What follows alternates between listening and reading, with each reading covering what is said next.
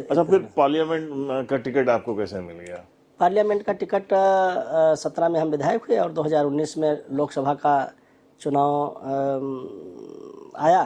तो उस समय जो मौजूदा उस समय के सांसद थे, उनका शायद पार्टी ने ऐसा मन बनाया था कि उनको चुनाव नहीं लड़ाना है। प्रियंका जी को? हाँ जी। क्योंकि जनता में बहुत बड़ा विरोध था और संगठन में भी कोई भी व्यक्ति उनके साथ नहीं था। अधिकारियों के साथ जो जिस तरीके का व्यवहार होता था वो भी कम लोगों को अच्छा लगा। तो इसलिए पार्टी ने शायद मन बना लिया होगा पहले से ही कि कैंडिडेट बदलना है। जय हिंद दोस्तों, मैं हूं आपका साथी परवेज अहमद। आप देख रहे हैं हमारा खास कार्यक्रम जनता का दरबार। आज हमारे साथ वो शख्सियत मौजूद हैं जो मेंबर ऑफ पार्लियामेंट हैं, बाराबंकी से वो नेतृत्व करते हैं। बहुत ही सरल स्वभाव के हैं, संघर्ष करके ये पहुंचे हैं देश की सबसे बड़ी सदन तक। उपेंद्र रावत जी, आपका बहुत बहुत स्वागत है हमारे कार्यक्रम। धन्यवाद। सबसे पहले हम राजनीतिक चर्चा करेंगे। उससे पहले जो हम लोगों को ज्ञात हुआ है कि आपने बहुत संघर्ष किया और उसके बाद आप राजनीति के उस मकाम तक पहुंचे हैं, तो थोड़ा सा उन संघर्षों के बारे में जानना चाहेंगे। देखिए, जो संघर्ष सामाजिक जीवन में हमने किया है और यहाँ तक जिस मुकाम पर पहुँचे हैं उसमें मेरे पिताजी का बहुत बड़ा योगदान है। क्योंकि जब मेरी उम्र 7 साल की थी और मेरे पिताजी की उम्र उस समय थी 31 साल की, तब मेरी माताजी का देहांत हो गया था। पिताजी अध्यापक उस समय भी थे। तो उन्होंने दूसरी शादी इसलिए नहीं की, उनकी सोच थी कि अब बाप बेटे में दो में से किसी एक को ही सांसारिक सुख जो है उसकी किस्मत में है। तो बेटा मेरा छोटा है 7 साल का, दूसरी शादी करेंगे तो उसकी ज़िंदगी नरक में हो जाएगी। इसलिए उन्होंने 31 साल की उम्र में दूसरी शादी न करने का निर्णय लिया और अपना वेशभूषा साधु संतों जैसा बनाया, दाढ़ी भी रखवा ली, गेरुए वस्त्र पहन लिए और रहे गृहस्थ में ही। क्योंकि मेरी 2 मुझसे छोटी बहनें भी थी, मैं 7 साल का था और दोनों मुझसे छोटी थी, 2-2 साल का, 3-3 साल का अंतर था। बहनों की शादी पिताजी ने की, उसके बाद में मेरी भी शादी की। और फिर जब सरकारी सेवा के 7 साल बाकी रह गए थे, तब उन्होंने जो है घर छोड़ करके वो चले गए, अपना एक आश्रम बना करके वहाँ पर रहने लगे। घर त्यागने का निर्णय लिया। मुझे बड़ा कष्ट हुआ। तो उन्होंने जो जवाब दिया, जिसकी वजह से मैं बोल नहीं पाया, मैंने कहा कि आप तो कह रहे थे कि जब सेवानिवृत्त होंगे तब जाएंगे। तो उन्होंने कहा कि क्या अभी भी तुमको मेरी तनख्वाह की ज़रूरत है? मुझे ये लगता था कि जब मैं सेवानिवृत्त होऊंगा तो तुम अपने पैरों पे खड़े हो जाओगे, इसलिए मैंने कहा था। लेकिन मुझे अभी लग रहा है कि तुम अपने पैरों पे खड़े हो गए हो, इसलिए मैं अब गृह त्याग करके अब जा रहा हूँ। क्योंकि इस सांसारिक मोह माया से तो हमारा नाता तभी ख़त्म हो गया था जब तुम्हारी माताजी का देहांत हो गया था। लेकिन ये जिम्मेदारियाँ थी कि 2 बेटियाँ मेरी हैं, तुम हो तो तुमको पढ़ा लिखा करके तैयार करना और शादी करना, ये मेरी जिम्मेदारियाँ थी। तो ये जिम्मेदारी मैं अपनी निभा रहा था। अब मैं अपनी जिम्मेदारियों से मुक्त हूँ। अगर तुमको अभी भी मेरी तनख्वाह की ज़रूरत हो तो मैं रुको, अन्यथा मुझे अब जाना चाहिए। तो इस बात पर मैं निरुत्तर रह गया। मैंने कहा कि नहीं, आपने तो पूरी जवानी आपने मेरे लिए दे दी, तो तनख्वाह की कोई सवाल ही नहीं उठता है। तो फिर वो गृह त्याग करके चले गए थे और गांव से 5 किलोमीटर की दूरी पर मकान बना, वो अपना आश्रम बना करके वहीं पर रह रहे हैं। अभी भी वहाँ पर तमाम लोगों का आवागमन होता है। क्या उम्र रही तब आपकी? उस समय क्या कर रहे थे? उस समय मैं 7 साल का था मात्र। नहीं, जब पिता आपके जो है आश्रम चले गए? पिताजी जब आश्रम चले गए हैं उस समय तो हम सामाजिक क्षेत्र में ही काम कर रहे थे। पढ़ लिख करके मेरी पढ़ाई पूरी हो गई थी।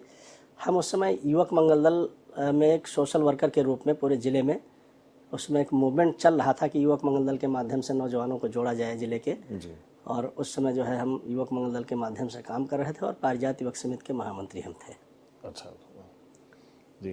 तो उसके बाद ये क्या संघर्ष का दौर खत्म हो चुका था? आप इस्टेब्लिश हो गए थे, आपकी आय उतनी होने लग गई थी? हाँ, उस समय तक मेरी आय अपने जीव को पार्जन भर की होती थी। और घर में भी खेती थी हमारी, जो है 22 बीघे खेती थी। तो उससे भी जो पैदावार होती थी तो हमारे खाने पीने भर का उससे निकल आता था। बाकी जो ऊपर के खर्चे थे उतना हम जो है अर्निंग करना शुरू कर दिए थे। ये उनको ऐसा लगा कि नहीं, अब अपने पैरों पे खड़े हैं, तब जो है वो गृह त्याग करके गए। तो फिर ये राजनीति का रुख कैसे हो गया? राजनीति में तो वैसे हम 1995 से भारतीय जनता पार्टी में रह करके काम कर रहे हैं और 96 में हम युवा मोर्चे के ज़िले के मंत्री के रूप में हमने काम किया। फिर जो है 3 साल तक रहे और 3 साल बाद युवा मोर्चे के ज़िले के उपाध्यक्ष के रूप में हमने काम किया। और 97 में हम राष्ट्रीय स्वयंसेवक संघ से जुड़ करके हमने प्राथमिक शिक्षा वर्ग भी किया है। तो तब से हमारा रुझान राजनीति में था, लेकिन कुछ कारणों से 2003 से मैं राजनीति में निष्क्रिय हुआ। अच्छा। काम करना मैंने बंद किया। कुछ अपनी व्यक्तिगत समस्याएं थीं, हमारे आपस में कुछ लोगों का मतभेद हुआ, तो हमने अपने निजी कार्यों पर ध्यान देना शुरू किया। हमने अपने लिए सारी जो ज़रूरत की चीज़ें हैं, जो आवश्यकताएं हैं, उनको पूरा करने में ज़्यादा ध्यान मैंने देना शुरू किया। और फिर 2014 में ये जब चुनाव लोकसभा का आया, तब पार्टी के लोगों को भी हमारी आवश्यकता उस समय ज़्यादा महसूस हुई, और मुझे भी लगा कि इस समय जो है राष्ट्रीय सोच की और की लड़ाई है राजनीति में, तो हमें राजनीति में इस समय उतर करके और राष्ट्रीय सोच वाली पार्टी भारतीय जनता पार्टी का सपोर्ट करना चाहिए। और भारतीय जनता पार्टी में हम थे ही, तो अब चुनाव में भी सक्रिय भूमिका मुझे निभानी चाहिए। तो मैं 2014 में फिर से सक्रिय रूप से काम करने लगा। पहली बार आपको जैतपुर विधानसभा से टिकट मिला, क्या आपको आशा थी कि आपको टिकट मिल जाएगा?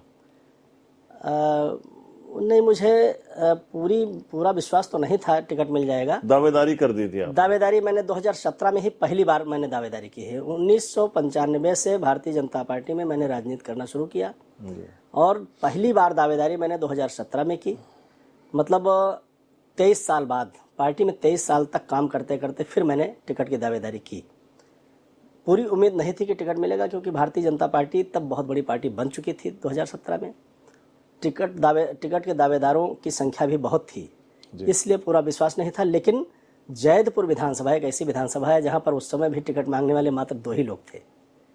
इतना मतलब पार्टी का बोलबाला हो गया था 2017 में, लोग टिकट लेने के लिए भरमार लगी थी हर विधानसभा क्षेत्र में, लेकिन जैतपुर में सिर्फ 2 ही लोग टिकट मांग रहे थे। उसका कारण ये था कि जैतपुर से 2017 के पहले कभी बीजेपी जीती नहीं थी, और वो जो क्षेत्र है वो कभी मसौली विधानसभा कहा जाता था। बाराबंकी जनपद के बहुत ही दिग्गज नेता, पूरे जिनकी ख्याति पूरे देश में फैली, बाबू बेनी प्रसाद वर्मा जी का वो कार्य क्षेत्र रहा है। इसलिए वहाँ से भारतीय जनता पार्टी से कोई टिकट मांगने की हिम्मत नहीं करता था। शायद यही कारण था कि वहाँ से कोई टिकट मांगना नहीं चाहता था। हैदरगढ़ से बहुत लोग मांग रहे थे, 2 ही लोग हम टिकट मांग रहे थे, एक मैं था, एक और हमारे दूसरे साथी वो टिकट मांग रहे थे। अच्छा, आपको टिकट मिला, आप जीते, उसके बाद फिर भारतीय जनता पार्टी वहां से 2 बार हार गई चुनाव, तो ये क्या कारण रहा कि आप पहली बार टिकट भी मिला और आप जीत भी गए? हाँ, उसके बाद में उपचुनाव में भी बीजेपी हारी, और 2022 के आम चुनाव में भी हम लोग हार गए। बहुत कम वोटों से हारे, हालांकि 2900 वोटों से 2022 में हारे हैं जी। उसका एक सबसे बड़ा कारण ये है कि जैतपुर विधानसभा में सवर्ण मतदाता मात्र 15,000 वोट है। सवर्ण वोट सिर्फ 15,000 है उस विधानसभा में, जो भारतीय जनता पार्टी का मूल वोट माना जाता है। सब एकजुट होकर के वो डालते भी हैं भारतीय जनता पार्टी के पक्ष में, वो वोट कम है, बाकी दूसरा वोट वहाँ पर बहुत है।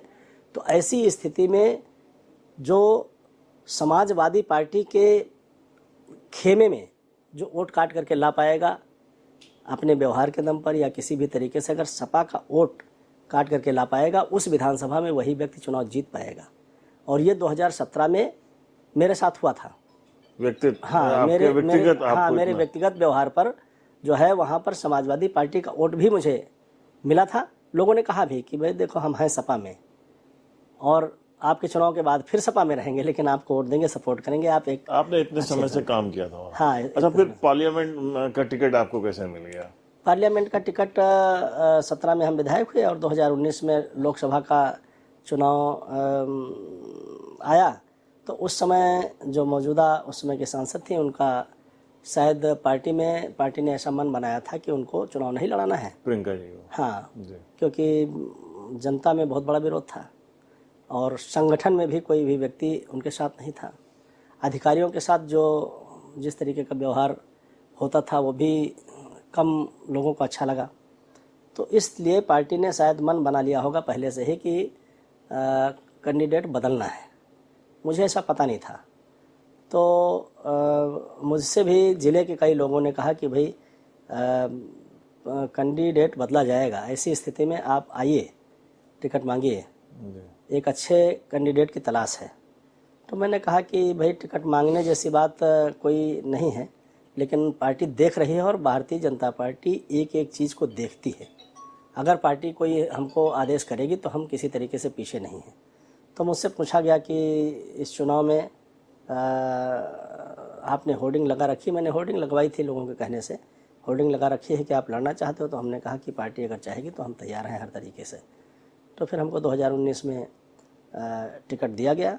हालांकि उस समय भी मैंने कहा था कि अभी तक पार्टी ने जो मुझे दे दिया है, विधानसभा का टिकट दिया, मैं विधायक बना, ये कम नहीं है, बहुत लोगों को ये भी नहीं मिलता है। तो मैं पार्टी का बहुत ही आभारी हूँ, लेकिन अगर पार्टी कोई और जिम्मेदारी देना चाहेगी तो मैं किसी तरीके से पीछे भी नहीं हूँ। तो मुझे टिकट मिला और मैं लोकसभा का चुनाव लड़ा।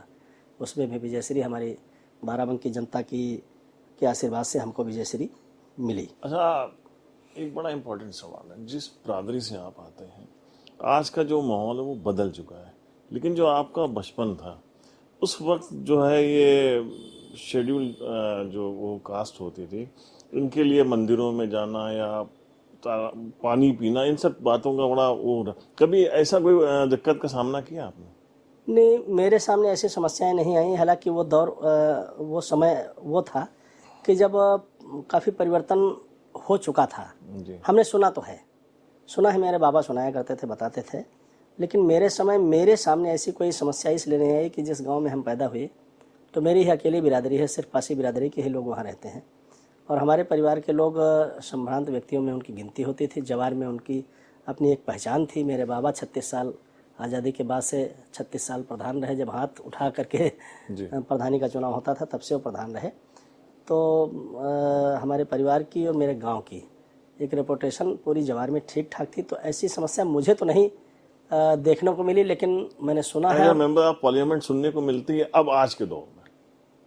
आजकल यदा कदा सुनने को मिलती है, कहीं ना कहीं, बहुत कम, लेकिन एक दौर कभी रहा है जो मैंने सुना है कि हर व्यक्ति के साथ भेदभाव होता था। जी। जो बहुत बड़े पद पर पहुंच जाते थे उनके साथ भी भेदभाव होता था। बाबा साहब डॉक्टर अम्बेडकर के बारे में जब हम पढ़ते हैं तो वो कानून मंत्री होने के बावजूद भी उनके साथ भेदभाव हुआ, कई बार हुआ। जी। तो वो दौर ख़त्म हुआ है और आज का जो राजनीतिक परिवेश है देश के अंदर, जिसमें हमारे यशस्वी प्रधानमंत्री आदरणीय मोदी जी ने इसको बिल्कुल ख़त्म करने का एक प्रयास किया, और उसमें मुझे लगता है कि 99% सफलता उनको मिली है। 1% जहां अभी कोई गुंजाइश है, तो धीरे धीरे हम उम्मीद भी करते हैं और लोगों से अपेक्षा भी करते हैं कि इस जो है कोढ़ को निश्चित रूप से दूर करके और ख़त्म करके तभी देश को विकसित राष्ट्र बनाया जा सकेगा। अच्छा, जब आप मेंबर ऑफ पार्लियामेंट हुए उसके बाद बहुत सारी समस्याओं से घिरा था ये जनपद, अब तक आपने कहाँ तक सफलता हासिल की? अब तक सफलता की जहाँ तक बात है तो कई क्षेत्रों में बहुत बड़े बड़े परिवर्तन किए गए, बहुत बड़े बड़े काम किए गए, सरकार ने सीधे किए, कुछ हमने प्रयास किया उसकी वजह से हुए। जैसे कि आवागमन के लिए अगर देख लें जी। तो सड़कों का जो जाल अभी बाराबंकी जनपद में बिछा है, प्रधानमंत्री ग्रामीण सड़क योजना के अंतर्गत पहली बार बाराबंकी में इतनी ज़्यादा सड़कों का निर्माण हो रहा है। 32 सड़कों का निर्माण हो रहा है पिछले विगत वर्ष। उसके पहले भी 27 सड़कों का हुआ, उसके पहले 22 सड़कों का हुआ। लेकिन जब मैं सांसद हुआ था तो मुझे 2 सड़कों का उद्घाटन करने का मौका मिला था। तो मैंने अधिकारियों से पूछा कि भाई 2 सड़कें पूरे ज़िले में तो बहुत कम है। लोगों ने कहा कि साहब पैरवी नहीं हो पाती, इसलिए नहीं हो पाता। मैंने कहा प्रस्ताव भेजिए, ज़्यादा से ज़्यादा पैरवी हम करेंगे और सड़कें बनवाने का काम किया जाएगा। तो 22 सड़कें आई अगले साल, उसके बाद में 27 आई, फिर अभी विगत वर्ष में 32 सड़कों का निर्माण बाराबंकी ज़िले में हो रहा है। कुछ कंप्लीट हो गए हैं, कुछ कंप्लीट होने वाली हैं, जिनकी लागत 350 करोड़ रुपए से है। 350 करोड़ रुपए की लागत से पूरे ज़िले में सड़कों का निर्माण, सिर्फ PMGSY की बात मैं कर रहा हूँ। बाकी PWD जो है वो जिसके 3 खंड हैं अपने बाराबंकी ज़िले में, वो तीनों खंडों मिलकर के पूरे ज़िले में सड़कों का जाल एक बिछा रहे हैं। जहाँ सड़कें टूटती हैं, ख़राब होती हैं, उनका भी नवीनीकरण हो रहा है। तो इस तरीके से PMGSY के क्षेत्र में ये काम किया।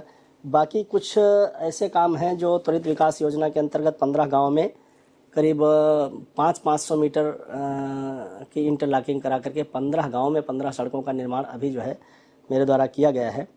गंभीर बीमारियों के लिए अगर देखा जाए, जो गंभीर बीमारी होती हैं, जिसका मोदी जी ने कानून बनाया कि जिस तरीके से सांसद और विधायक IAS IPS लोगों का इलाज फ्री है, सरकार कराती है, तो उसी तरीके से आम जनता का भी इलाज फ्री होगा। और आयुष्मान भारत स्कीम के अंतर्गत 40% लोगों को जोड़ करके उनका इलाज फ्री कराया जा रहा है। लेकिन जो बचे हुए लोग हैं जिनका आयुष्मान भारत स्कीम में नाम नहीं है, उनके लिए भी रास्ता खुला है।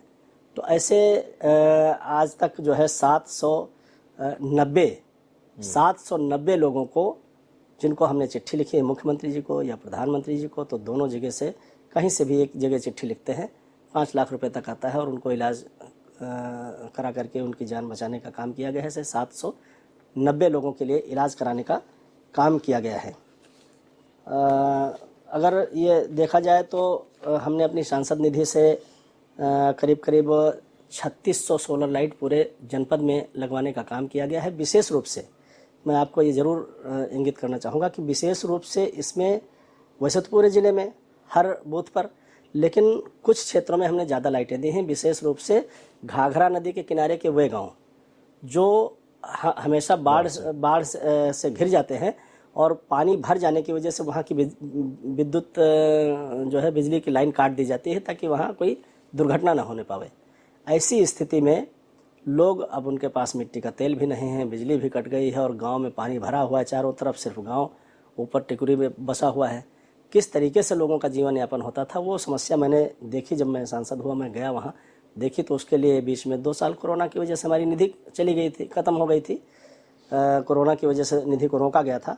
जैसे ही शुरू हुई तो वो 46 गाँव जो घाघरा नदी और बंधे के बीच में हैं, उनमें हर 10 घर पर एक लाइट, 10 घर के रेशियो पर एक लाइट की व्यवस्था हमने की, वहाँ पर लगवाया गया है। इस बार बाढ़ के पहले वहाँ पर लाइटें लग गई थी। लोग बहुत ही खुश हैं कि पहली बार ऐसा हुआ कि बाढ़ में भी वहाँ लाइट जो है सोलर लाइट लगी, तो जो वो जो है हाँ उससे जो है लोगों को फ़ायदा मिला। हाई मास्ट लाइट, उसके भी करीब 450 पोल पूरे ज़िले में विभिन्न चौराहों पर और बड़े बड़े जो है सार्वजनिक स्थानों पर हमने लगवाने का काम किया है, जहाँ पर ठीक ठाक से लाइट व्यवस्था हो रही है। सभी थानों में लगवाया, सभी PSC और CSC पे लगवाया, क्योंकि लोग रात में वहाँ जाते हैं, इलाज कराते हैं। अंदर तो लाइट है लेकिन बाहर लाइट की कमी की वजह से कहीं सांप कीड़ा इस तरीके से जो है दुर्घटनाएं भी हुई। तो बाहर हाई मास्ट लाइट जो है वो 6 वे वाली 4 वे वाली लगाने का काम क्षेत्र में हमने किया है।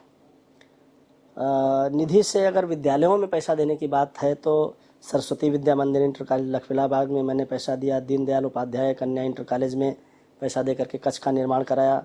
सरस्वती शिशु मंदिर कॉलेज फतेहपुर में भी 15 लाख रुपए दे करके वहाँ पर कक्षों का निर्माण कराया। डॉक्टर अवधेश प्रकाश शर्मा महाविद्यालय में भी वहाँ पर कक्ष निर्माण के लिए हमने पैसा दिया। रामनगर डिग्री कॉलेज में कमरा बन करके तैयार हो गया है, पैसा दिया। चंद्रचूड़ सिंह इंटर कॉलेज हैदरगढ़ में उसमें भी हमने पैसा दे करके कक्ष का निर्माण कराया। सत्यनाम विद्यापीठ की बाउंड्री वाल जो कपिल कुसुमेश का विद्यालय है, उसमें भी बाउंड्री वाल का निर्माण हमने कराया। हड़ियाकोल आश्रम, जहाँ पर हज़ारों लोगों का मोतियाबिंद का ऑपरेशन होता है, हार्निया का ऑपरेशन होता है, निःशुल्क ऑपरेशन होता है, बड़ी सेवा का काम होता है, तो उनके लिए एक सेट बना करके तैयार किया कि वहाँ पर बाद में वहाँ जो लोग आते हैं रैन बसेरा बना करके, कि जो लोग मरीज आते हैं उनके जो अभिभावक आते हैं, उनके परिवारीजन आते हैं, उनको बैठने के लिए वहाँ पर व्यवस्था कराई। तो इसी तरीके से ग्राम पंचायत मेढ़िया में अम्बेडकर पार्क की बाउंड्री वाल का निर्माण, ग्राम पंचायत जेवरी में मसौली में है, उसमें अम्बेडकर पार्क की बाउंड्री वाल का निर्माण। नकरसेन आश्रम है देवकलिया में, देवा में, वहाँ पर भी मेला लगता है, लोग आते हैं, श्रद्धालु आते हैं, तो वहाँ पर रैन बसेरा बनवाने का काम। और धनोखर तालाब बाराबंकी का जो चर्चित तालाब है, जिसमें लोगों की बड़ी श्रद्धा भी है और चर्चित भी, एक समय वो गंदगी का अंबार था, बिल्कुल तालाब ख़त्म होने वाला था, उसका खैर जीर्णोद्धार नगर पालिका ने उस समय के चेयरमैन ने कराया, रंजीत बहादुर श्रीवास्तव ने। तो उसमें भी जो वो अभरण बना है, चक्र तीर्थ बना है, उसमें उतर करके जाने के लिए सीढ़ियों का निर्माण, और वो उसके लिए भी हमने जो है 20 लाख रुपए दिए। कुछ विद्यालयों में जो है वाटर कूलर, जैसे 5 विद्यालयों में वाटर कूलर का निर्माण, और नेहरू मेमोरियल इंटर कॉलेज भिलवल में भी 10 लाख रुपए दे करके वहाँ कक्ष का निर्माण हमने कराया। राजकीय इंटर कॉलेज निंदूरा में कक्ष निर्माण के लिए हमने पैसा दिया। तहसील बार एसोसिएशन हैदरगढ़ में वकीलों के बैठने के लिए एक जो है उसका भवन का निर्माण हुआ। बाकी सभी तहसीलों के लिए हमारा प्रस्तावित है, उसमें भी 15-15 लाख सभी तहसीलों में हमने देने का प्राविधान किया है। और बाराबंकी जनपद का जो बार एसोसिएशन है उसमें 20 लाख रुपए देने की व्यवस्था हमने की है। अभी पैसा जारी नहीं हो पाया है। सुदूर क्षेत्रों में जैसे सूरतगंज है और घाघरा नदी के किनारे गणेशपुर है, तो यहाँ पर जो CSC PSC हमारे हैं, वहाँ के लोग जो है स्वास्थ्य की जांच कराने बाराबंकी नहीं आ पाते हैं, जिसकी वजह से बीमारी उनकी बढ़ती जाती है, दवा ले करके खाया करते हैं, लेकिन कौन सी बीमारी है इसकी जांच नहीं हो पाती है, तो प्रॉपर वे में उनका इलाज नहीं हो पाता। इतनी दूर से लोग जांच कराना सुन करके ही हताश निराश हो जाते, घरों में बैठ जाते हैं। तो वहाँ हमने हेल्थ ATM लगवाया कि वहीं पर बैठे और एक मशीन से 36 प्रकार की जांचें, एक मशीन वहाँ पर लगी है, अपना सैंपल देंगे जा करके लोग और उससे 36 प्रकार की जांचें हो जाएंगी। वो गरीब व्यक्ति जो यहाँ आ नहीं सकता है, तो वो हेल्थ स्वास्थ्य की सुविधा वहीं पर उपलब्ध है। तो इस तरीके से हमने 2 जगह पर हेल्थ ATM भी लगवाने का काम किया। माँ सिंह वाहिनी शिक्षण संस्थान बबक्करपुर में जो है एक कक्ष का निर्माण हमने दिया। तो शिक्षा के क्षेत्र को बढ़ावा देने के लिए बहुत सारे विद्यालयों में भी जहाँ पर शिक्षा ठीक ढंग से दी जा रही है, लेकिन बैठने के लिए अगर छात्रों की के लिए बैठने की व्यवस्था नहीं, तो ऐसे विद्यालयों में भी हमने काम करने का काम किया है। तो इनके बीच में 2 सवाल आपसे लेते रहेंगे और आगे हम लोग जानते भी रहेंगे आपने क्या क्या काम करा है। प्रमुख समस्याओं की तरफ अगर आपका ध्यान आकर्षित कराएं तो हमारा जो जिला अस्पताल है, यहाँ पे आप देख रहे होंगे एकदम रेफरल सेंटर है। यहाँ पेशेंट आते हैं और उनको मतलब एक इंजेक्शन लगा के फ़ौरन लखनऊ रेफ़र किया जाता है। वजह क्या है कि स्टाफ की कमी है। कार्डियोलॉजिस्ट यहाँ रिटायर हो गए थे, 2 साल से अभी तक नहीं आए हुए। तो और जबकि हमारे जो उप मुख्यमंत्री वो भी बाराबंकी आते रहते हैं। इस क्षेत्र में कुछ आपने प्रयास किया है? देखिए, यहाँ जिला अस्पताल के लिए कई चीज़ों के लिए हमने पहल की है और वो आज उनकी स्थापना हो भी चुकी है, लेकिन कुछ ऐसी समस्याएं हैं जो आपने इंगित कराई हैं, तो उसके लिए हम और आगे से प्रयास करेंगे, क्योंकि ये ऐसी व्यवस्था है जहाँ काम भी होता रहेगा और कुछ न कुछ हमको ये लगेगा कि यहाँ पर अभी और कमी है, तो उसको पूरा करने की आवश्यकता है, उनको किया जाता रहेगा। अभी तक जो काम किया गया है, जैसे आपने देखा कि कोरोना काल में ऑक्सीजन की कमी की वजह से बहुत लोगों की जान गई, तो उस पर विपक्ष के लोगों ने भी हल्ला मचाया कि ऑक्सीजन नहीं दे पाए। हम उनको ये बताना चाहते हैं कि ऑक्सीजन का प्लांट बाराबंकी जनपद में के जिला अस्पताल में स्थापित हो, इसके लिए मैंने स्वयं अपनी निधि से और हमारे भारतीय जनता पार्टी के सभी माननीय विधायकों ने पैसा दिया था कि हमारी निधि से पैसा ले लिया जाए और ऑक्सीजन का प्लांट लगा दिया जाए। उसमें समाजवादी पार्टी के 2 विधायक हैं, दोनों विधायकों में से एक भी विधायक ने एक नए पैसे के लिए चिट्ठी नहीं लिखी। जब निधि से ही और वो सरकारी ही पैसा उससे देने की बात आती है, उसमें भी ये लोग पीछे हो जाते हैं। हम लोगों ने पैसा दिया। हालांकि मैं आपको बताऊं कि तब तक कि सरकार ने हमारे प्रधानमंत्री जी ने सीधे पैसा भेज दिया कि जो है ऑक्सीजन का प्लांट स्थापित हो, तो हम लोगों ने जो पैसा दिया था वो पैसा वापस आ गया, उसकी आवश्यकता भी नहीं पड़ी और प्लांट स्थापित हो गया। लेकिन मन देखा जाता है कि हमने जो है ये चाहा कि ऑक्सीजन की आवश्यकता लोगों को है, तो ऑक्सीजन का प्लांट लगे। हम पूछना चाहते हैं उनसे कि अगर उन लोगों ने एक भी ऑक्सीजन प्लांट की स्थापना कराई होती तो ऑक्सीजन की कमी की वजह से लोगों की जान नहीं जाती। इतने सालों में एक भी ऑक्सीजन प्लांट किसी भी वो जिला अस्पताल में नहीं था। समस्या आई, उसके बाद में जो है हम लोगों ने त्वरित व्यवस्था करके हमारी सरकार ने सभी जिला अस्पतालों में जो है ऑक्सीजन प्लांट की स्थापना की। अभी डायलिसिस यूनिट भी हमारे बाराबंकी अस्पताल में शुरू हो गई है। 10 बेड हैं जिसमें एक साथ 10 लोगों की डायलिसिस हो सकती है। ये बड़ा काम है। और जो है वो और कई मशीनें हैं यहाँ पर, जैसे पैथोलॉजी है, तो पैथोलॉजी में जो जांच यहाँ पर होती थी और कुछ जांचें हमको लखनऊ से करानी होती थी, तो वो भी जांचें अब पैथोलॉजी में बाराबंकी में हो रही। एक आधुनिक पैथोलॉजी बाराबंकी जिला अस्पताल के अंदर बन करके तैयार हो गई है। X ray machine, digital X ray machine और भी कुछ मशीनें यहाँ पर लगाई गई हैं। तो काफ़ी कुछ सुधार किया गया है। जहाँ पर कमियां आती रहेंगी, कुछ आप लोगों के माध्यम से, कुछ और हमारे मरीजों के माध्यम से जो पता चलेगा, उनको निश्चित रूप से पूरा करने का काम रेलवे किया क्रॉसिंग जो है एक बड़ा मसला है, पुनिया जी जो यहाँ पहले पार्लियामेंट में वो रह चुके, मेंबर ऑफ पार्लियामेंट रह चुके हैं, वो कहते हैं कि हमने देवा रोड वाली जो क्रॉसिंग है वो हमारे प्रयास से बन गई थी। आपके प्रयास से ये बंकी वाले पे क्या हुआ? बंकी वाले पर जो है उसमें प्रयास तो पुनिया जी ने उसके लिए किया था जो नहीं बन पाई। मैंने प्रयास फिर से शुरू किया है, क्योंकि जब हम सांसद हुए हैं यहाँ के, उस समय पुनिया जी राज्यसभा सदस्य थे। तो रेलवे की बैठक में एक समय ऐसा रहा है 2 साल तक का, जब हम और वो दोनों लोग बैठते थे।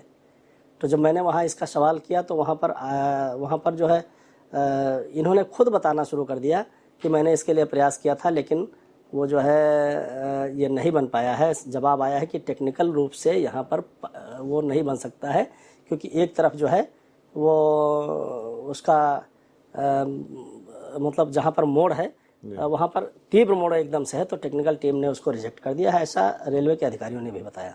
इसके बावजूद भी मैंने प्रयास करना नहीं छोड़ा। तो अभी 2-3 सालों के प्रयास में जाकर के फाइनली उसका एक रोड मैप तैयार हुआ है कि किस रास्ते से पुल निकाला जा सकता है। तो उसका नक्शा भी बन करके और वो फाइनेंशियल डिपार्टमेंट में पड़ा है। मुझे अभी पूरी उम्मीद है कि वो पुल बनेगा। हालांकि वो पुल जैसे हमने फिर हाँ, मैं बीच में भूल गया कि जब वो ओवर ब्रिज के लिए बताया गया कि टेक्निकली वो नहीं बन सकता है, तो मैंने अंडरपास के लिए प्रयास शुरू किया। अंडरपास मंजूर हो गया था, तो अंडरपास जब जा करके उधर निकलता है बंकी की तरफ, तो वहाँ रोड पर निकलता है, तो जहाँ निकलेगा वहाँ उसकी दीवारें ऊंची होती जाएंगी किनारे, और फिर उसके बगल में वो पूरी लाइन की लाइन लोगों के घर हैं, उसके किनारे दीवार बन जाएगी। तो साइकिल से भी उनके अंदर जाना मुश्किल हो जाएगा, घरों के अंदर उनके घर के दरवाजे बिल्कुल बंद हो जाते, ऐसी स्थिति थी। इसलिए वो भी हमारा मामला अंडरपास वाला खटाई में पड़ गया। फिर से ओवर ब्रिज के लिए हम उसमें प्रयासरत हुए, तमाम और टेक्निकल लोगों को बुलाया कि आप देखिए कोई रास्ता इसका हो सकता है। तो एक रास्ता निकला है कि वो रेलवे स्टेशन के बगल हो करके ही, और फिर उनकी अपनी ही पुरानी बिल्डिंग है वहाँ पर जा करके, और जो अंदर बंकी के अंदर रास्ता जाता है वहाँ पर जा करके उसको उतारा जाए। वो रोड मैप तैयार हो करके उसका पुल का वो गया है, और वो उसमें फाइनेंशियल में है, वो वहाँ से पास होगा। आज नहीं तो कल वो पुल बनेगा। अच्छा, एक अहम सवाल है, बुड़वल शुगर मिल, अभी जो वहाँ के स्थानीय विधायक हैं फरीद महफूज किदवई, वो कह रहे हैं कि इस दिशा में कोई प्रयास ही नहीं हुआ, कुछ नहीं हुआ, कोई करस्पॉन्डेंस नहीं हुआ है। आप लोग कह रहे हैं कि पैसा भी रिलीज हो गया, तो इसकी सच्चाई क्या है? इसकी सच्चाई ये है कि दरअसल में उनको टाइम है ही नहीं है। वो कभी किसी ज़िले की मीटिंग में आते हो तो बताइए, कहीं पर अगर वो मीटिंग में जाते भी हैं, बीडीसी की मीटिंग में एक बार वो गए कहीं पर, अपनी बात बोले और तुरंत भाग लिए वहाँ। जब आदमी अपनी समस्या बतावे कि ये समस्या है, ये समस्या है, ये समस्या है, तो उसको बैठ करके उपलब्धियां भी सुननी चाहिए, तभी पता चलेगा। आप खाली समस्याओं को लेकर के ही बैठेंगे और क्या हुआ है, क्या उपलब्धि है, क्या नया कुछ हुआ है, उसको सुनने का टाइम नहीं है आपके पास, तो आपको क्या पता चलेगा। तो किसी भी बैठक में, दिशा की बैठक होती है उसमें वो नहीं आते हैं, जिला योजना की बैठक होती है उसमें वो नहीं आते हैं, बीडीसी की बैठक में वो कभी आते ही नहीं हैं। वो खाली घर में बैठे बैठे पता लगाए रहते हैं कि कौन सी बैठक हुई और कहाँ पत्थर में मेरा नाम लिखा गया, कहाँ नहीं लिखा गया। खाली नाम लिखवाने के लिए आप विधायक आरोप लगाया कि हमको बुलाया नहीं जाता। भाई बुलाया तो फिर वो सूरतगंज में बीडीसी की बैठक थी, मैं भी था उसमें, क्यों थे वो अगर नहीं बुलाया गया था? बुलाया गया है, एजेंडा बराबर प्रॉपर वे में लिखित जाता है। परवेज भाई आप जानते हैं कि बीडीसी की बैठक का एजेंडा प्रॉपर वे हर जनप्रतिनिधि को लिखित रूप में जाएगा, लेकिन अब बुजुर्ग हैं बेचारे, कमजोर भी हैं, हम बड़ी इज्जत उनकी करते हैं, तो इसीलिए हम भी नहीं कहते ना। मैं फ़ोन करके उनको कहता कभी कि भैया आप उस क्षेत्र के विधायक हो, नुमाइंदे हो, कम से कम कुछ तो आकर के जनता की समस्याओं को देखो। वो खाली हल्ला मचाते हैं कि हमारा नाम नहीं लिखा गया। टेक्निकल ग्राउंड पे कहाँ है? तो ये जो उसका जो उसकी जो बात है शुगर मिल, हाँ शुगर मिल की, उसमें इनके पहले के विधायक शरद अवस्थी ने वास्तव में, मुझे कहने में कोई संकोच नहीं है, उन्होंने बहुत प्रयास किया था और करीब 4-6 बार मुझे भी वो बुला करके लेकर के गए थे। उसी का परिणाम है कि पैसा भी रिलीज हुआ था, टेम्परेरी बाउंड्री वाल के लिए पैसा रिलीज हुआ, उस ज़मीन को जो है पैमाइश करके और उसकी टेम्परेरी बाउंड्री वाल बनाई गई है कटीले तार से, उसमें पिलर गाड़ करके, और उसको संरक्षित कर लिया है, इसीलिए कि वहाँ पर मिल बननी है। अभी एक कार्यक्रम में महाराज जी आए थे महादेवा में, ये बरसात में जो लोग विस्तार बाहर निकल करके आकर के बंधों पर बसे थे, उनको राशन वितरण का कार्यक्रम था, उसमें आए थे। तो मैंने वो मामला उठाया था, उनसे कहा था महाराज जी से कि मुझे ऐसा पता चल रहा कि इसका जो है पैसा जो रिलीज हुआ है वो भी वापस जाने वाला है। 80 लाख रुपए रिलीज हुआ है, वो भी वापस जाने वाला है। कहा नहीं वापस नहीं जाएगा, उसमें कुछ टेक्निकल दिक्कत है, लेकिन वो उसको दूर करके और ये बनेगा, पैसा वापस नहीं जाएगा, ये उन्होंने खुद मुझसे कहा है। पैसा पड़ा हुआ है, आज नहीं तो कल वो भी जो है उस पर सफलता मिलेगी और वो बनेगा। अच्छा, आप संसद जी उस दिशा में प्रयास कर रहे हैं, लेकिन ये बताइए कब तक लोग बंधे पे आके शरण लेते रहेंगे? ये जो रिवर कॉरिडोर है ये कब मामला सुलझेगा? बंधे पर देखिए आकर के शरण लेने का जो ये मामला है, मैं आपसे एक चीज़ ये बताना चाहता हूँ कि जो व्यक्ति जहाँ पर पैदा हुआ है उस ज़मीन से उसको बहुत लगाव होता है। उससे कह दिया जाए, बहुत सारे लोग तो जो है आज शहरों में अपना मकान बना लिए हैं, लेकिन उनके जो पूर्वज हैं वहीं कि भैया हम रहेंगे अपने जीवन भर यहीं। तो वहाँ से जो लोग बाढ़ में पीड़ित हैं, अगर उनसे कहा जाता है कि बाहर चल करके अपना मकान बना करके रहो, मकान दिया जाएगा सब, तो अपना इसलिए वो मकान नहीं छोड़ पाएंगे क्योंकि वहाँ उनके मकान सिर्फ मकान ही नहीं है, वहाँ उनका मकान है, वहाँ उनका पूजा स्थल है, वहाँ उनके धार्मिक अनुष्ठान जो होते हैं शादियों में जो वो सब है, और वहाँ उनकी भारी भरकम जो है वो अच्छी संख्या में अच्छी मात्रा में ज़मीनें उनके पास हैं जिसमें वो अन्न उपजाते हैं और जो है वो उससे जीवन यापन करते हैं। तो छोड़ करके वहाँ से नहीं आएंगे। संजय जी, ये बताइए, आप जो एक जनप्रतिनिधि के लिए सबसे ज़रूरी रहता है कि वो जनता के बीच में रहे। आप रहते हैं, सुनते हैं, सरल हैं, लेकिन आपके ऊपर आरोप लगते हैं कि आप काम कराते कराते कभी कभी इतने प्रेशर में आ जाते हैं कि आप अधिकारियों को ही डांट देते हैं, गुस्सा आ जाते हैं उनके ऊपर। नहीं, हम प्रेशर में आकर के नहीं डांटते हैं जी। प्रेशर में आकर के नहीं डांटते। काम का प्रेशर तो हमारे ऊपर रहता ही है, क्योंकि हमने कहा है कि जब हमारे यहाँ जितने लोग आएंगे उनका काम निपटा करके ही हम उठेंगे। तो हम सुबह बैठ जाते हैं और 200-250 से शुरू होती है संख्या लोगों की, 200-250 से, और कभी कभी 500-500 लोग एक एक दिन में आते हैं। और हमारा सिस्टम वो नहीं कि लाइए हमको दरखास्त दीजिए, हम दिखवाएंगे, दिखवाने वाला नहीं, हम तुरंत देखते हैं, फैसला ऑन द स्पॉट। उसकी समस्या क्या है व्यक्ति की, उसकी समस्या हम समझते हैं और फिर हम अधिकारी को फ़ोन करते हैं। और अधिकारी को काम बताने के पहले समझना पड़ता है, समझने में बड़ी दिक्कत है। कुछ लोग हमारे साथी समझा नहीं पाते हैं, बात कुछ और होती है, घुमाते कुछ और हैं। तो समझते हैं और फिर अधिकारी को फ़ोन करते हैं। अधिकारी अगर जान रहा है उस मामले को तो कहते हैं इसको करिए, और अगर नहीं जान रहा है तो हम उसके पास भेजते हैं कि इनको हम भेज रहे हैं, इसको जो है करिए। गलत हो तो मुझे काम आप ना करें तो मुझे बताइएगा कि ये काम साहब आपने जो सिफारिश की है वो यही नियमानुसार गलत है, और मुझे आपने बताया भी नहीं, काम नहीं किया, तो मेरे मन में आ जाता है कि मेरे कहने के बावजूद आपने ध्यान नहीं दिया। ऐसा मैंने अधिकारियों से कह रखा है, निवेदन कर रखा है कि भाई हम सिफारिश कर देते हैं। इस मामले में देखिए, कई बार बड़े अधिकारी भी कहते हैं जिले के, और आप लोग भी कहते रहते हैं कि तहसीलों में बहुत लगाम लगाने की जरूरत है। आपको लग रहा है कि अभी उस तरीके की लगाम नहीं लग पाई है जैसी होनी चाहिए? नहीं, जो कल्पना हमारे प्रधानमंत्री जी कर रहे हैं, मुख्यमंत्री जी कर रहे हैं, अभी वहाँ तक पहुँचने में थोड़ा सा टाइम लगेगा, इसलिए कि जो व्यवस्था बहुत सालों में बिगड़ी है ना, उसको सुधारने में भी थोड़ा सा समय लगेगा। लेकिन सुधरेगी। लोगों की आदत खराब हो जाती है तो जल्दी मानते नहीं हैं। कभी कभी कुछ लोग मान जाते हैं, बात से ही मान जाते हैं, फिर एक वो कहावत है कि अगर बात से नहीं मानते हैं तो फिर दूसरी तरीके से मानते हैं, और मानना तो पड़ेगा, नहीं मानेंगे तो अपमानित होकर के मानेंगे। तभी मुझे गुस्सा आता है। आपने कहा कि अधिकारियों से भी गुस्सा हो जाता है, गुस्सा सिर्फ इस बात पे आता है कि जो आपकी ड्यूटी है, जिसके लिए आपको 1 लाखों रुपए से ज़्यादा तनख्वाह हर महीने मिल रही है, वो काम आप नहीं करते हैं। जैसे एक मामला पुल वाला आया था, एक एई से हमारी बात हुई थी, उसमें 1.5 साल तक उस एई ने उस पुल का एस्टीमेट नहीं बनाया, सिर्फ एस्टीमेट बना करके भेजना था। और इतना मनबढ़ था कि उसके अधीक्षण अभियंता आए थे एक बार निरीक्षण पे, उन्होंने देखा, निरीक्षण किया और तुरंत जा करके ऑफिस में अपने चिट्ठी बनाई और भेजी कि इसका एस्टीमेट बना करके, क्योंकि इसमें जनधन की हानि हो सकती है, जान माल का नुकसान हो सकता है।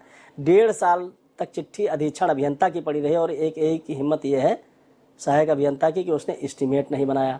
एसडीएम हैदरगढ़ ने भी लिखा, कई लोगों ने लिखा। तो उसमें मैं नाराज़ हुआ था कि भाई यही काम सिर्फ एस्टीमेट बना करके आप नहीं भेज रहे हो, एस्टीमेट बना करके भेजो तो अगर मंजूर होगा तभी ये बनेगा। तो तब मुझे गुस्सा आता है जब वो जनता से। आप सरल हैं, जनता के बीच रहते हैं, काम करते हैं, लगातार लोकप्रिय हैं, उसके बावजूद कुछ लोग जो है वो हवा चलती रहती है कि आप प्रियंका रावत जी फिर आ रही हैं, आपका टिकट कट रहा है। ये टिकट कटने वाली कहानी कहाँ से पैदा होती है? विरोधी है कि कुछ अपना ही है? टिकट कटने वाली कहानी जो है, हम इस मामले में कुछ नहीं कहना चाहेंगे। भारतीय जनता पार्टी, परवेज भाई मैं आपको बता दूं, भारतीय जनता पार्टी के अलावा क्या मैं कहीं सांसद बन सकता था? मेरे पास तो चुनाव लड़ने के पहले पैसा अगर कोई मुझसे पूछता, दिखाने के लिए पैसा भी नहीं था। पैसा दे दे करके लोग टिकट लेकर के आते हैं। मेरे जैसा एक कार्यकर्ता सामान्य परिवार का, तो मैं विधायक भी बना और सांसद भी बना। ये अगर संभव है तो भारतीय जनता पार्टी में ही संभव है। तो पार्टी सब कुछ देख रही है और पार्टी जो भी निर्णय लेती है ठीक लेती है। पार्टी कोई निर्णय मेरे लिए लेगी वो भी ठीक लेगी। राष्ट्रवादी विचारधारा की पार्टी है, उसमें आजीवन काम करते रहना है, आजीवन काम करना है, राष्ट्र को परम वैभव तक ले जाना है, विकसित राष्ट्र बनाना है। ऐसा संकल्प लेकर के हम चल रहे हैं। पद प्रतिष्ठा बीच में आती जाती रहेगी। सांसद जी, आप इस क्षेत्र में आप मुसलमानों का क्या रोल है? आप क्या कहीं उनके साथ दुर्भावना होती है, उनके काम नहीं होते हैं? भाई अभी अगर किसी को लग रहा हो तो उसके लिए मैं ये साफ करना चाहूँगा कि जब मैंने ये बीमारी का अनुदान होता है ये दिलाना शुरू किया, मैं विधायक पहले था तब की बात है, तो मुस्लिम समुदाय के लोग मेरे पास इलाज के लिए पैसा लेने के लिए नहीं आते थे। उनको कहीं ना कहीं संदेह था कि भाजपा के विधायक हैं तो पता नहीं हमको पैसा दिलावें कि ना दिलावें, हम मुस्लिम हैं।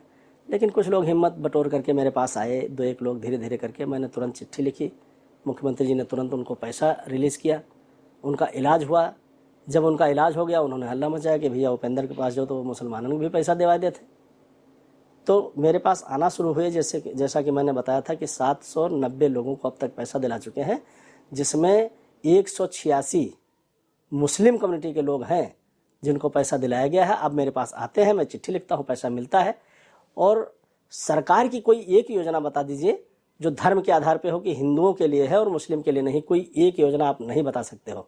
समाजवादी पार्टी की हम योजनाएं बताएंगे जो मुसलमानों के लिए थी, हिंदुओं के लिए नहीं थी। हम मानते हैं कि आपने मुसलमानों को लाभ दिया है, लेकिन हिंदू और मुस्लिम के बीच में दूरी कितनी बनाई है, अमन चैन छीन लिया। जब एक कम्युनिटी के लिए आप योजना का लाभ दे रहे हैं, दूसरी कम्युनिटी को नहीं दे रहे हैं, तो उनके आपस में बैर पैदा कर रहे हैं कि नहीं पैदा कर रहे हैं।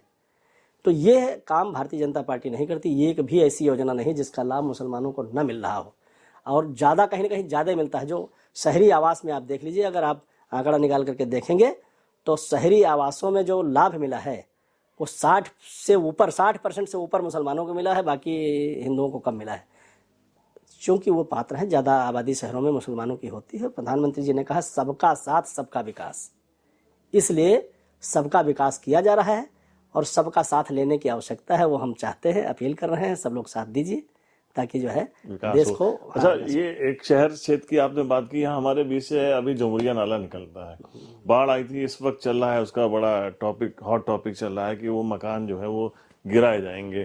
तो ऐसे लोग आपके पास भी आ रहे होंगे? हाँ, मेरे पास आए हैं, पूरे शहर के लोग आए थे, परसों भी आए थे और आज अभी सुबह आए थे। तो मैंने अभी तक जो समझा है इस बात को, यह भी एक बड़ी समस्या है कि नाले पर अतिक्रमण लोगों ने किया है, जिसकी वजह से जब बाढ़ आई, इस बार तो बिल्कुल प्रलय हो गई जी। देखा आपने कि वो जो है, जब नालों से पानी नहीं निकल पाता है, पानी आ गया भारी मात्रा में, आगे नाले को बिल्कुल सकरा कर दिया, अब नहीं जा पा रहा तो इधर फैलाव ले रहा है, तो लोगों के घरों में घुस रहा है। तो यह एक समस्या भी है और आगे आने वाले समय में यह समस्या और विकट होगी, इसलिए इसका निदान भी आवश्यक है। लेकिन ऐसा कुछ लोगों ने किया है कि नाले पे कब्जा किया है। जो नोटिस जारी हुई है या जिनके नाम उसमें आए हैं, ऐसे बहुत लोग हैं जिनका घर नाले से 4-6-10 फीट दूरी पे बना है, उनको भी नोटिस मिल गई। तो इस संबंध में मैं जिला प्रशासन से तत्काल बात करूंगा, जिलाधिकारी से बात करूंगा, और मुझे लगता है कि मैं आज ही बात करूंगा कि ऐसे किसी भी व्यक्ति का कोई मकान नहीं गिराने की आवश्यकता है। जो नाले से बाहर बना है, नाले में अगर किसी ने कब्जा किया है तो उसके लिए मैं नियमानुसार जो अपना बनता हो किया जाए। लेकिन नाले से बाहर जिन लोगों ने बनाया है, दहशत का माहौल लोगों में एक वो हो गया है, तो इसका निराकरण आज ही शाम को जो है करूँगा, मैं आज ही बात करूँगा। संसद, ये अंत में एक सवाल आपसे लेते हैं। 22 जनवरी आ रही है, राम मंदिर प्राण प्रतिष्ठा कार्यक्रम होना है, पूरे बड़े लेवल पे हो रहा है, देश विदेश से लोग इसमें आएंगे। कुछ अफवाहें भी उड़ाई जा रही हैं इसके साथ, जैसे एक आपके मेंबर ऑफ पार्लियामेंट है बदरुद्दीन अजमल, एक पार्टी के वो अध्यक्ष भी हैं, उन्होंने कहा कि मुसलमान इस बीच में यात्रा ना करें, घरों से ना निकलें। तो ये एक तरीके का डर पैदा किया जा रहा है, इसके बारे में आप कुछ बताइए। भाई, इस तरीके के लोग जो अनाप शनाप के बयानबाजी करते हैं, इसी वजह से जो है सामाजिक सौहार्द नहीं बन पाता है, बिगाड़ते हैं ये लोग। बयानबाजी तो होनी ये चाहिए कि अगर ये एक बड़ा काम हो रहा है, कोर्ट ने फैसला दिया है, मंदिर के लिए और मस्जिद के लिए भी कोर्ट ने फैसला दिया, उसकी भी व्यवस्था हो रही है, तो इसमें मज़ा तो तब आवे जब ये राम मंदिर का निर्माण हो रहा है, इसमें हम सब लोग मिल करके इस जश्न को मनावें।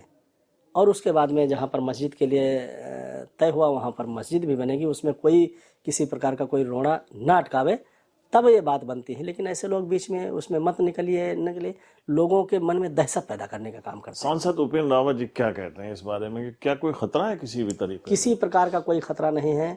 हमने आपने भी देखा है, मैंने भी देखा है, पहले आए दिन दंगे हिंदू मुस्लिमों के बीच में हुआ करते थे।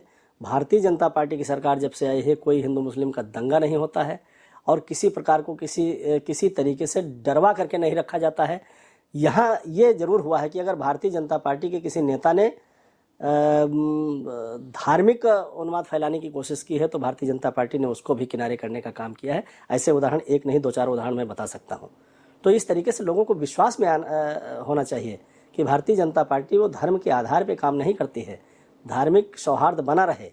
और अयोध्या में राम मंदिर नहीं बनेगा तो कहाँ पे बनेगा? कोई स्थान बता सकता है अयोध्या के अलावा दूसरा स्थान, इससे महत्वपूर्ण स्थान? अब तो कोर्ट ने भी कह दिया, कोर्ट ने भी कह दिया है, बन रहा है तो कोर्ट का इंतजार भी किया, कोर्ट का इंतजार सब लोगों ने किया, हिंदुओं ने भी किया, मुसलमानों ने। अब कोर्ट का फैसला आ गया, बन रहा, तो इसमें अब जो है कोई भड़काऊ भाषण कुल मिला के सुरक्षा के साथ सभी लोग सभी किसी जगह प्रकार की कोई दिक्कत नहीं है। सब लोगों को जो है हर्षोल्लास के साथ इस जो है मतलब इस समय में सबको रहना चाहिए, कहीं कोई प्रकार की किसी को कोई खतरा नहीं। 2024 में चुनाव है, आप जनता के दरबार में जाने वाले हैं, जनता से क्या कहना चाहते हैं आखिर में कि कौन से अब आपके काम बाकी रह गए या आपके आगे इच्छा है आप दोबारा आएंगे तो वो काम करें? देखिए, जनता से कहने की आवश्यकता नहीं पड़ती, जनता सब कुछ देखती रहती है। जनता बहुत ही समझदार जनता अपने देश की है, सब कुछ देखती है और वो 5 साल के बाद ही अपना फैसला सुनाती है।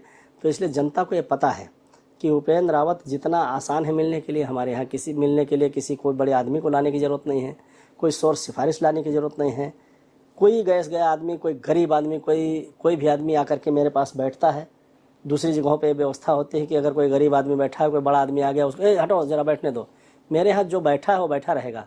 जो भी आया है हमारा बहुत ही नज़दीकी है, बहुत बड़ा आदमी है, जो जगह खाली है वहाँ पर बैठे, पहले हम उसकी बात सुन लेंगे और उसका काम हो जाएगा, उसके बाद में हो जाएगा तब जगह। तो इस तरीके से जनता को पूरा विश्वास है मेरे ऊपर, और विश्वास अगर ना होता तो जिस विधानसभा का जिक्र आपने पहले किया, तो हम वहाँ चुनाव विधानसभा का भी जीते और उसके बाद में 2 साल के बाद जब लोकसभा का चुनाव हुआ तो भी हम वो विधानसभा जीते। अगर ये विश्वास जनता को न होता तो हमको क्यों जनता जिताती? आज भी जितना जनता के बीच में हम बने रहते हैं तो कम ही लोग उतना जनता के बीच में बने रह पाएंगे।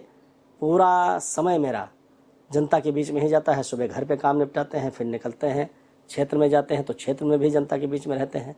इस समय तो विकसित भारत अभियान की यात्रा चल रही है, उसमें हम हर जगह शामिल होते हैं। अभी भी मुझे जाना है निकल करके। तो जनता को सब कुछ पता है और जनता का आशीर्वाद मुझे मिलता रहा है, आशीर्वाद मिलेगा। आपने चूँकि कहा आप क्या कहना चाहते हैं, तो मैं यही कहना चाहता हूँ कि जिस तरीके से विकास के रास्ते पर भी मैंने काम किया है, लोगों को सम्मान देने के लिए भी मैंने काम किया है, उसी तरीके से हम आगे भी काम करते रहेंगे। जो भी समस्याएं आएंगी, जो भी काम आप हमको इंगित करते जाएंगे, हम अपने आप जो मुझे पता हो तो हम करते हैं, लेकिन कुछ काम आप लोग बताते हैं वो हम करते हैं। तो आप काम बताते रहिए, हम करते रहेंगे। जब तक काम ना हो पाए आप मुझे बताना बंद न कीजिए, मेरी खोपड़ी पे चढ़े रहिए, मुझे कोई एतराज़ नहीं है। 1 बार नहीं 2 बार प्रयास करने पर, 3 बार प्रयास करने पर काम निश्चित रूप से होगा। मैं यही अपनी जनता से कहना चाहता हूँ। तो ये थे सांसद उपेंद्र रावत जी, बाराबंकी का नेतृत्व करते हैं और बेबाकी से इन्होंने जवाब दिए, जो भी इनके ऊपर आरोप थे उसका भी इन्होंने जवाब दिए और आपने बड़ा कीमती समय दिया, उसके लिए बहुत बहुत धन्यवाद आपका। नमस्कार।